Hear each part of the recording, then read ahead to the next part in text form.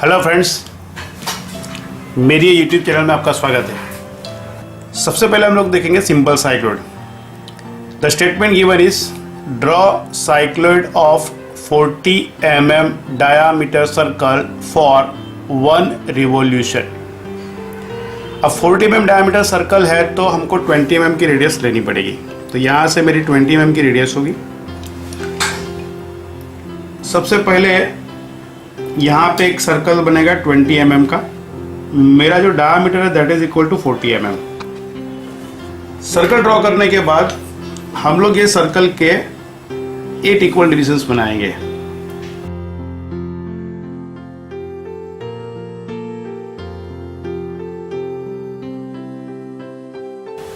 अब दोस्तों, जब ये साइक्लॉइड यहाँ पे रिवॉल्व होगा तो यहाँ पे इसको हम लोग बोल सकते हैं पाथ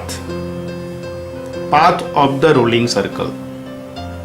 मैंने यहां से एक परपेंडिकुलर लाइन लिया।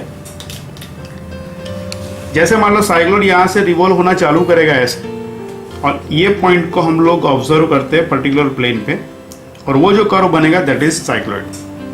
जैसे यहां से ये ऐसे रिवॉल्व होगा तो सबसे पहले ये यहां पे टच होगा, तो इसका नाम हम लोग रखते हैं 1।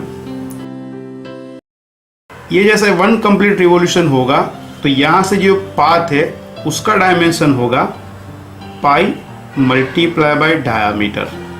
हमारे केस में डायामीटर 40 है तो पाई की वैल्यू हमारी हो जाएगी 3.14 multiply by diameter is equal to 40 is equal to 125.6। हम लोग क्या करेंगे दोस्तों, यहाँ से जो लेंथ होगी हमारी होगी 125.6। अब इसके हमने 8 इक्वल डिविजन्स किए तो ये जो पर्टिकुलर लाइन है उसके भी हमको 8 इक्वल डिविजन्स करना पड़ेगा।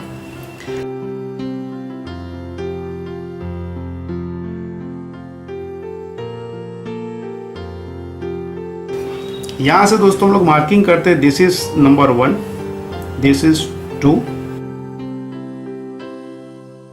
अब हमको कुछ पैरेलल लाइंस बनानी है तो यहां से हम लोग एक लाइन बनाएंगे 7 और 1 में से पास होती हुई। ये जो मेरी लाइन है दैट इज नंबर 4। ये जो मेरी लाइन है दैट इज 3 and 5। ये जो मेरी लाइन है दैट इज 2, 6। ये जो है that is 7, 1 and finally this is 8 number. अब फ्रेंड्स, यहाँ पे जो सेंटर है तो सेंटर यहाँ पे मेरा ये है। सेंटर में से जो लाइन पास होगी वो मेरी ये लाइन है। अब हम लोग क्या करेंगे, यहां से वर्टिकल्स लेंगे, जैसे 1 से वर्टिकल।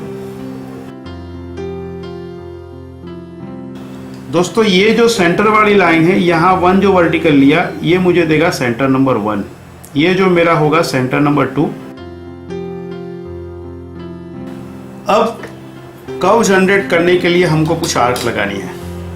तो जैसे ओरिजिनल जो मेरी रेडियस थी that is equal to 20, C1 पे आप रखो सेंटर 1 पे, और ये जो पर्टिकुलर 1 नंबर है वो लाइन के ऊपर आप आर्क लगाओ। C2 पे रखो, 2 नंबर वाली जो लाइन है उसके ऊपर आर्क लगाओ। C3 पे रखो, 3 नंबर वाली लाइन जो है उसमें आर्क लगाओ। C4 देखा जाए तो फ्रेंड्स हमारा वर्टिकल यहाँ पे होगा। C5 से 5 नंबर की लाइंस, ये लाइंस। C6 से 6 नंबर की line.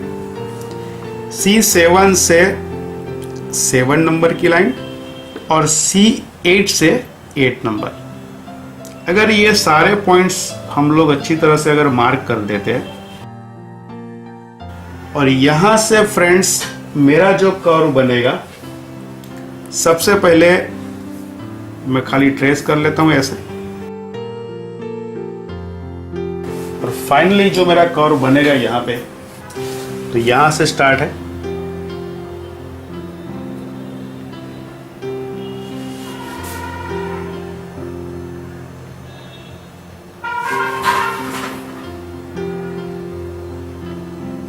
This is my cycloid. ये जो कर्व मेरा यहां से बना, this is cycloid for 1 revolution. अब फ्रेंड्स मुझे नॉर्मल और टेंजेंट बनाना है कोई भी एक पर्टिकुलर पॉइंट पे। जरा ध्यान से देखिएगा, तो उसके जो स्टेप्स है, मुझे अगर यहाँ पे नॉर्मल और टेंजेंट बनाना है, ओरिजिनल रेडियस आप लो 20, जहाँ से आपको नॉर्मल टेंजेंट बनाना है वहाँ से सेंटर वाली जो लाइन है उसके ऊपर एक आर्क लगाओ, यानी कि यहाँ पे आपने एक आर्क लगाई। ये जो हमारा था वो पहला पॉइंट था, यहाँ पे मैंने ऐसे आर्क लगाई। उसके बाद ये जो पॉइंट मुझे मिलेगा यहाँ से मैंने उसको वर्टिकली डाउन किया अप टू पाथ। ये मेरा सेकंड नंबर का पॉइंट था। ये जो पॉइंट और जहां पे मुझे नॉर्मल बनाना है वो पॉइंट, इसको अगर मैं ज्वाइन कर लेता हूं तो वो मुझे देगा डायरेक्टली नॉर्मल, और ये नॉर्मल से परपेंडिकुलर लाइन जो मेरी बनेगी वो मुझे देगा टेंजेंट। तो दोस्तों इसी तरह से आप ये चैनल देखते रहिए और इंजीनियरिंग ड्राइंग सीखते रहिए, and do subscribe this channel.